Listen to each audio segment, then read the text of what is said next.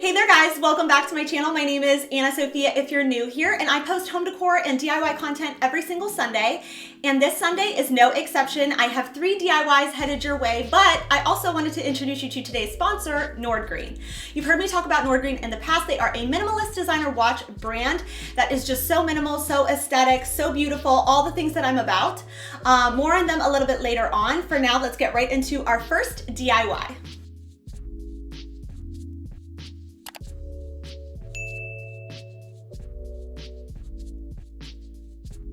For the first DIY project, we are going to be making a cork box, and I have so many of these cork placemats and I never know what to do with them. I don't really use them for anything. They just kind of collect dust. So I decided this would be the perfect project. And then the box I had left over from Christmas, so I'm going to use that as well. The first thing I'm doing is I'm taking the lid of the box and I'm just tracing around where I'll need to cut the cork out. This is definitely one of those projects though, it shows when you take your time. So don't rush through cutting and measuring because you want everything to look really clean and seamless. And after I was able to cut the top section out, I just applied a lot of hot glue to the top of the box and then placed the cork directly on top of that.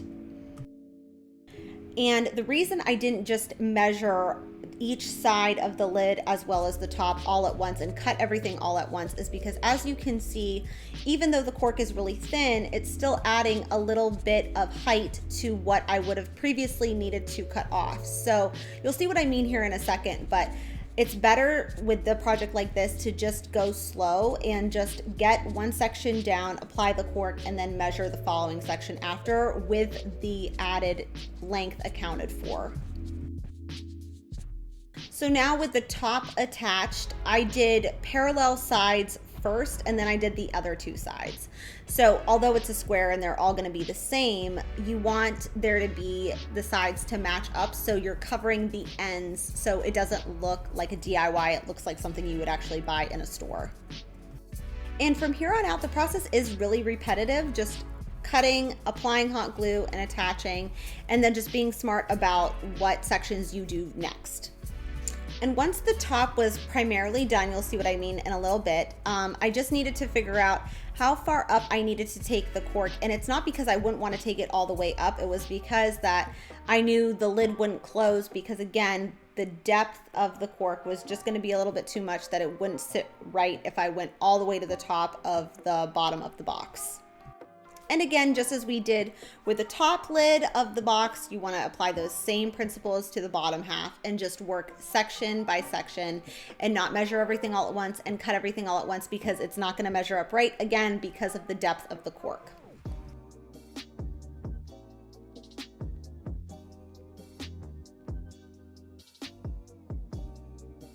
And after the box was all done and completely covered, it was just time now for me to add a little something extra to it. I don't know if you guys remember when I did that table with the corner brackets, I had leftovers of those, so I decided to apply them to the top of this box just to give it a little something extra. And this is how our cork box turned out.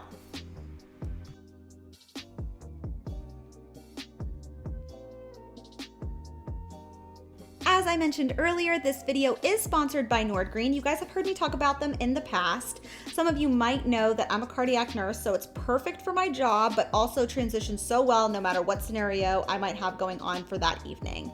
I ordered the infinity mesh in rose gold and then a black leather watch strap, which is the one you'll see me wearing in my nurse uniform. My wedding band is rose gold, and that's the only other jewelry I wear on a daily basis, so that is why I went that route. But Nordgreen has so many different options that you can choose from. And probably one of my favorite features is how fast and how easy it is to change the bands out. So if I need to change the bands real quick because I'm going to like a nice dinner with my husband later on, it literally takes seconds. There's a little spring in the back. You just pull that off, push the new one in, and it's done. Another fun fact is all of their watches are ethically made in their Danish-owned factories and delivered in sustainable, eco-friendly packaging made of upcycled plastics and FSC certified papers. So it's good for the environment, and also they have have an extensive giving back program, which you can read up a ton about. But basically in 2020, Nordgreen donated 6,500 months of education and over 23,000 months of clean water. Don't forget to use the link in the description box below to get 15% off of your order using the code NGFIA. Now let's get into our second DIY.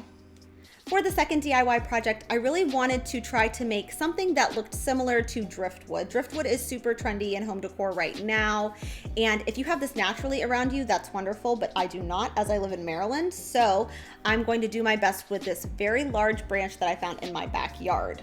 Because the branch was way too long, I just used my miter saw and I just cut a section that I really liked that to me resembled the shape of driftwood. Because of the windiness of it, this is the best I could do, so I actually had to do this in sections, but you just want to completely cover your branch with water, and then you want to add about 1 cup of bleach to that water, and then you also want to add some salt and some baking soda. I say some because I kind of just sprinkled it on the actual branch itself just to make sure it really started to like lighten the branch. So it depends how much you would need, it depends how big your branch would be, and so on and so forth. So then I took a cup of iodized salt and applied that also to the solution, and then I covered it all with water. So I let this sit for at least 72 hours in this bleach mixture, and then I took out my electric sander and sanded all of that off to really make sure it was nice and light and bright, just like driftwood is. Now, if driftwood really isn't your thing, you can always paint this branch. You could paint it gold, you could do whatever you want to it, but I really think that this gives a cool sculptural element to a bookshelf without spending any money.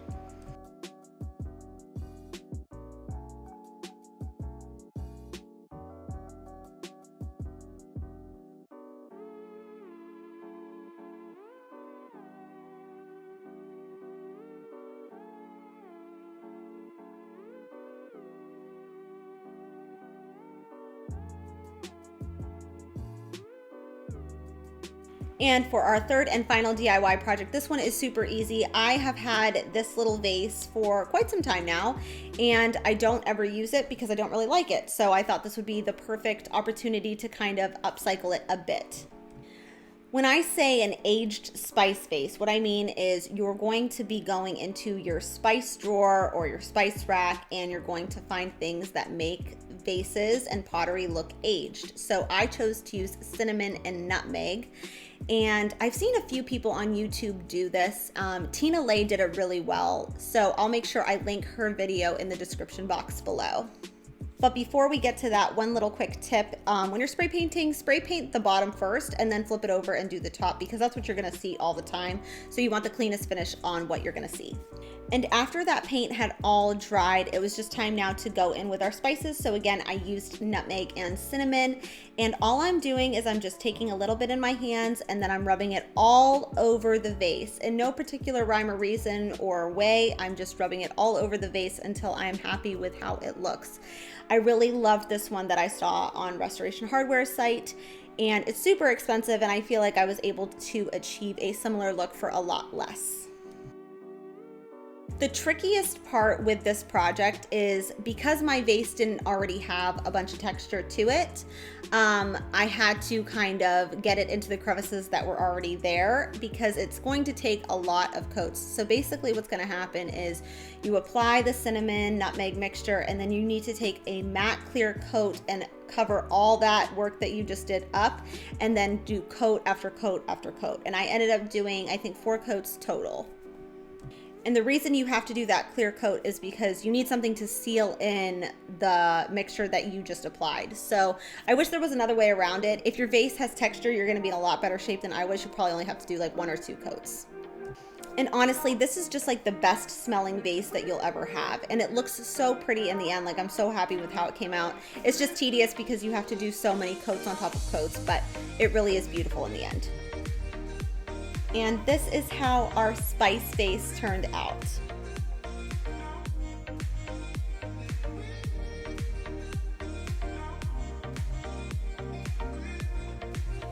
Thank you guys so much for watching. If you liked today's video, please make sure you give it a big thumbs up and hit the subscribe button because I post home decor and DIY content every single Sunday, and I hope I see you guys next Sunday.